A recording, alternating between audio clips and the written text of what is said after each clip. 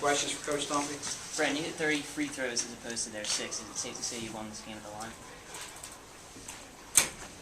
Obviously, we did make a lot of shots. I thought we missed a couple of crucial ones, but very pleased with how we reacted at the foul line. Other than a little bit later, we didn't do a very good job.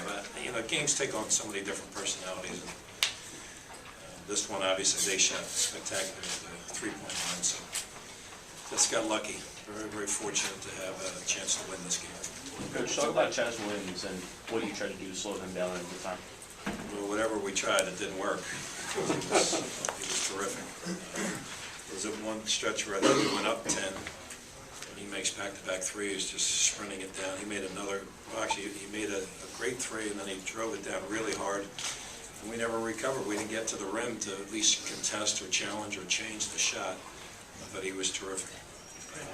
Obviously, we didn't do a good job on Chaz. How do you approach going against a style like that? It's just pressing, fast-paced, and just relentless. Well, I think that, first of all, when we get pressured, we have three pretty good guards who you think are going to make really good decisions all the time. And for the most part, up until the last couple of minutes of regulation, we made some good decisions against the pressure. We turned it over one time in the first half because we didn't get it over in time. And, but for the most part, against the pressure, we were okay.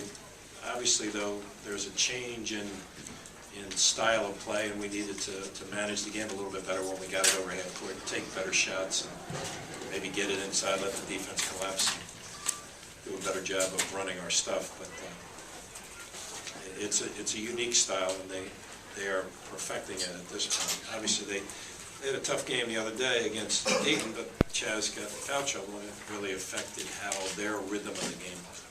Fran, was your team's mental toughness on display tonight? I hope so. I mean, we've had some nice results in overtime, but I can't say we were really very tough and nasty down the stretch. We made some really bonehead plays and just kind of got lucky. And then we go down 5. I think the 5, were we down 6? Down 6 in overtime. Just I don't know how we got that back. I thought Khalif's play to tie the score, I'm guessing it was 86 all at that point when he makes a great three-point play. But that's what he can do. I hope we're tough. I hope we are. What do you think of Rodriguez? Yeah, I mean, he's a tremendous athlete, great guy, and as evidenced by telling me before the game he wants to give up his starting spot to Jake, but that's going to kill us. Coach, how many years of your life do you think you lost watching the last couple minutes of regulation with LaSalle and tonight and then the overtime? Yeah, I think I've lost a few. I don't have that much hair, so I'm not losing too much of that. I hope that we're a team that finds a way. Obviously, we've had some success in overtimes, but yeah, you do get a little crazed while you're sitting there saying, how are we going to figure this one out? These guys did a great job again tonight on that, but I'm not sure I helped them a whole lot. This kind of style, 20 years ago you might have seen it a little more often, but it's kind of fallen out of favor. Why do you think that is? Well, I think every possession anymore is so valued. And, when you play that, you're going to turn it over a number of times. You're not going to get great shots all the time, but it's a frenetic pace. And again, I was hoping that we would manage that pace a little bit better than we did. So many runs back and forth both ways. I don't know if that's just the way the game is played or just 8 or 10. You get 8, they get 10, something like that. Again, different personalities in different games, and this is one of those that, again, you're sitting there saying we're in pretty good shape at 77, 67, and then we don't guard Williams, we turn it over, we throw it away, we walk on the inbounds play, and they make every shot they took down the stretch. We left, Riley's first jumper in front of the bench off an out-of-bounds play, we just didn't get through the screen well enough. We probably should have switched that, but the second one in transition, we just didn't find them. And then when we did leave them open, it seemed like they made every shot. In the second half, they shot at the three-point line 8 for 12, which is a pretty extraordinary percentage. Obviously, our defense wasn't where it needed to be. Coach, you had 10 points in the paint in the first half, and second half, your first 23 points were all either layups or free throws. Was that something you talked about at halftime? You know, we always talk about that, to try to go inside first. Mike was very, very good in the second half. I didn't think Mike played his best half in the first half, but I thought Anthony gave us some good minutes, a couple of good baskets, and then Mike was very good in the second half.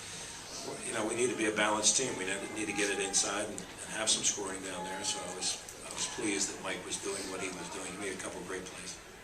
Some coaches would insist that you have to control pace in a game like this, but you seem to have a versatile enough team that they can play either way, and you're okay with that? Is that true or not? Yeah, for the most part. I mean, these guys, especially the three guards that we have, you have to trust them that they're going to make good decisions. I thought we didn't make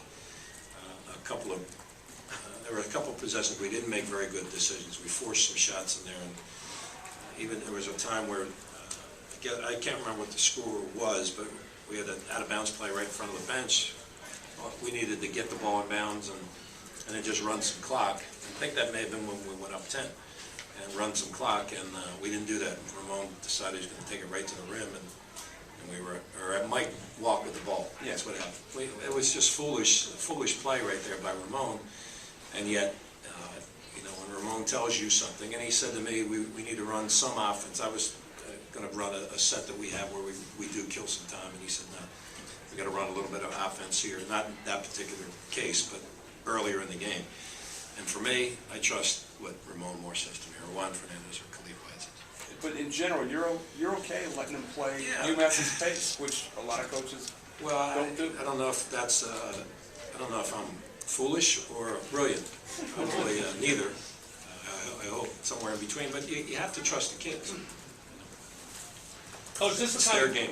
this is the kind of game where you're not really thrilled while you're watching it, but later on you're really happy you've been through something like this and something you almost need for the tournament. Yeah, and I would feel more like that, Paul, if this were the first time this year that it has happened to us. But it's not. You know, we seem to be, you know, hair on fire a couple times, you know, at LaSalle, against GW, and we've been fortunate. So I'm hoping that we can again manage games a little bit better than we did tonight.